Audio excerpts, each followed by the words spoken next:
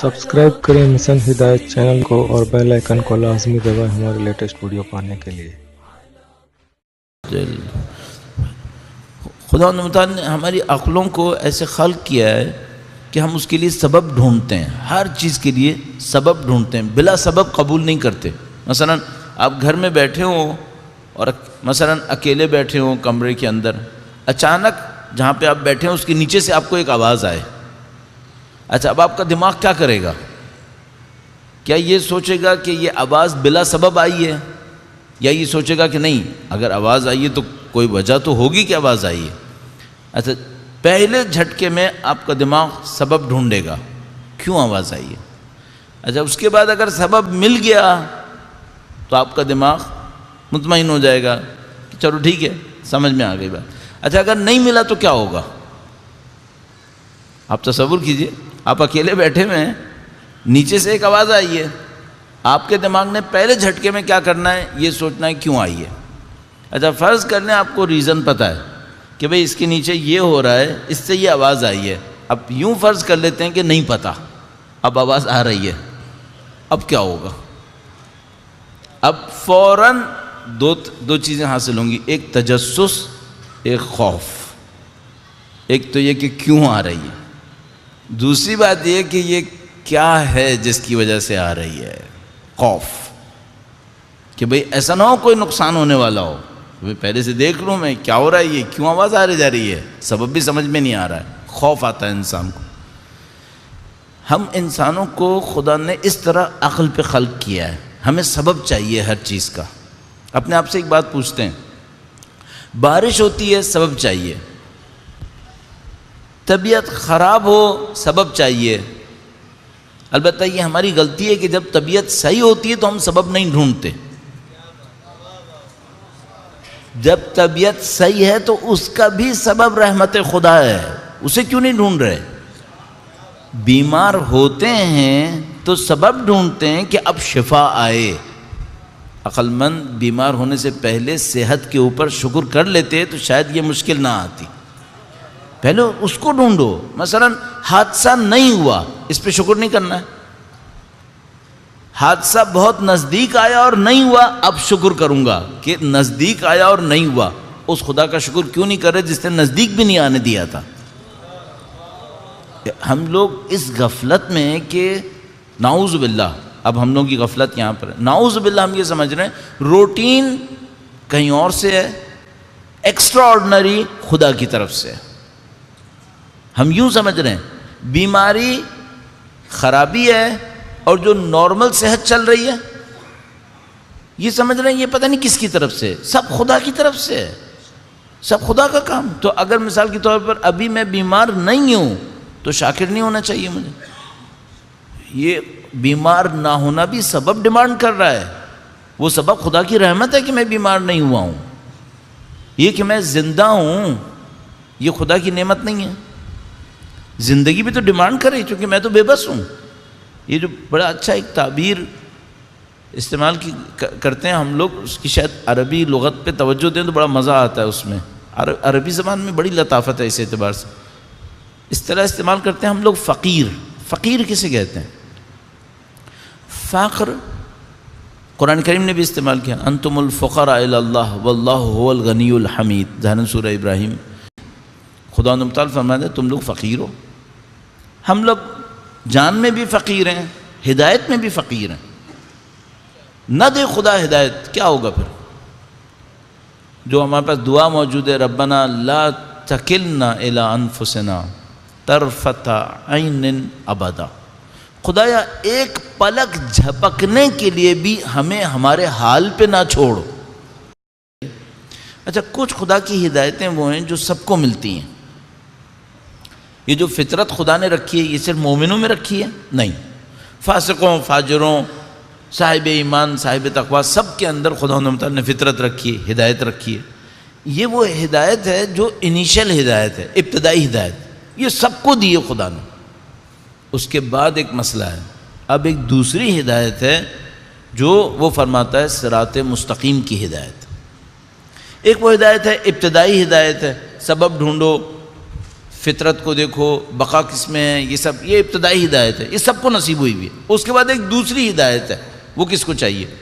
وہ اس کو چاہیے جس کو صراط مستقیم پہ چلنا ہے۔ یہ دوسری ہدایت کیسے ملتی ہے؟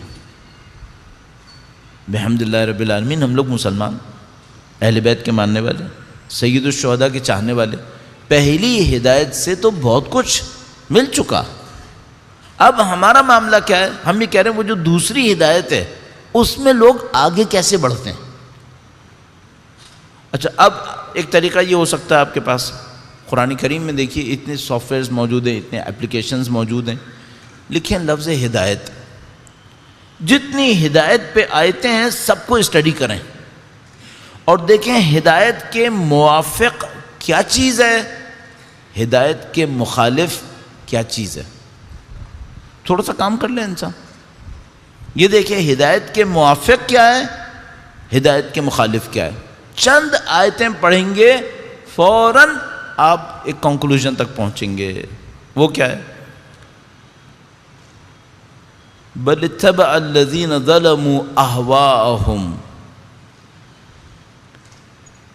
فمن یہدی من اضل اللہ، بلکہ وہ جنہوں نے ظلم کیا انہوں نے اپنی ہوا و ہوس کی پیروی کی، تو جو گمراہ ہو اسے کون ہدایت دے گا؟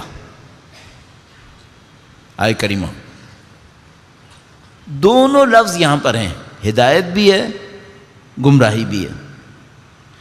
فرمایا جنہوں نے ظلم کیا، ظالم کی ڈیفینیشن بھی مل گئی، جنہوں نے ظلم کیا انہوں نے ہوا و ہوس کی پیروی کی ہے۔ ظلم، ہوا و ہوس کی پیروی۔ اب کون اس کو ہدایت دے گا جو گمراہ ہو گیا؟ پوائنٹس پک کرنا شروع کر دیجئے۔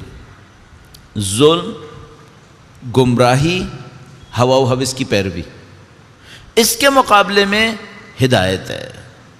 صحیح، آپ کو دو گروپ مل گئے، ایک گروپ ہدایت والا گروپ ہے، ایک گروپ گمراہی والا گروپ ہے۔ یہ جو گمراہی والا گروپ ہے اس کے اوپر سارے عناوین آتے ہیں۔ دیکھیے قرآن کریم میں آپ جگہ جگہ دیکھیں گے، لا یہدی القوم الفاسقین، لا یہدی القوم الکافرین، کفر، ظلم، فسق، سب کو ہدایت نہیں ملتی۔ ان سب کا جنرلائز ٹائٹل ہے گمراہی۔ گمراہی آئی ہے ظلم سے، اور ظلم کہاں سے آیا؟ ہوا و ہوس کی پیروی سے۔ یہ پورا لیفٹ سائڈ کا گروپ کنفرم ہو گیا۔ ان سب کا کامن فیکٹر، چاہے یہ ظالم ہو، چاہے یہ کافر ہو، چاہے یہ فاسق ہو، چاہے یہ کوئی بھی ہو، یہ سب گمراہ ہیں، اور سب کی گمراہی کہاں سے آئی ہے؟ ہوا و ہوس کی پیروی سے آئی ہے۔ دوسری سائڈ پہ آ جائیے، یہ جو ہدایت والی سائڈ ہے اس کی ہدایت کہاں سے آ رہی ہے؟ اس کی ہدایت کہاں سے آئی ہے؟ پہلی بات تو یہ کہ یہ جو گمراہی آئی تھی یہ ہوا و ہوس کی پیروی آئی تھی۔ اس کا مطلب کیا ہے؟ اگر آپ ہوا و ہوس کی مخالفت کریں تو قطعاً گمراہی آ جائے، گمراہی سے نجات مل جائے گی اور ہدایت کے اندر آپ داخل ہو جائیں گے۔ بس پہلا پوائنٹ مل گیا۔ زندگی میں کوشش کرتے رہیں آپ کی خواہشات آپ کو اسٹیئر نہ کریں، آپ کی عقل آپ کو ہدایت دے، خواہشات نہ چلائیں آپ کو۔ مثال کے طور پر میں نے کھانا کھانا ہے، خواہش ہو رہی ہے اور کھا لوں، یہ خطرناک ہے۔ خواہشات کی پیروی میں مت جائیں۔ خدا کا پورا نظام جو ادھر میں ہدایت کا نظر آتا ہے وہ یہ کہہ رہا ہے گمراہی خواہشات کی پیروی سے آتی۔ اچھا، ساری خواہشات کی پیروی ابتداءً حرام نہیں ہوتی۔ کوئی کہے تھوڑا سا زیادہ کھانا کھانا کیا حرام ہے فقہاً؟ نہیں، فقہاً حرام نہیں ہے، لیکن اس کے اندر آگے بڑھنا قطعاً ضلالت اور گمراہی ہے۔ اچھا، اس کے مقابلے میں کیا کریں؟ تھوڑا سا ہوا و ہوس کا مقابلہ شروع کر دیں۔ اچھا، ہوا و ہوس کا مقابلہ کس ٹائٹل میں آتا ہے؟ کس ٹائٹل میں آتا ہے؟ یہ آتا ہے رضوان خدا کی پیروی میں، اللہ کی رضایت کی پیروی میں۔ عزیزان محترم، دو مین گروپس آپ کے سامنے بن جائیں گے۔ ایک انسانوں کا وہ گروپ ہے جو ہوا و ہوس کی پیروی کرتا ہے، ساری گمراہیاں یہیں پر آتی ہیں، کفر، فسق، ظلم، نادانی، سب یہیں پر آتی ہے۔ ایک وہ گروپ ہے جو ہوا و ہوس کی پیروی نہیں کرتا. ہوا و ہوس کی پیروی نہیں کرتا تو کس کی پیروی کرتا ہے؟ اللہ کی رضایت کی پیروی کرتا ہے. یہدی بہ اللہ من اتبع رضوانہ سبل السلام. خدا قرآن کے ذریعے ہدایت دیتا ہے ان لوگوں کو جو اس کی رضایت کی پیروی کرتے ہیں سلامتی کے راستے کے اوپر.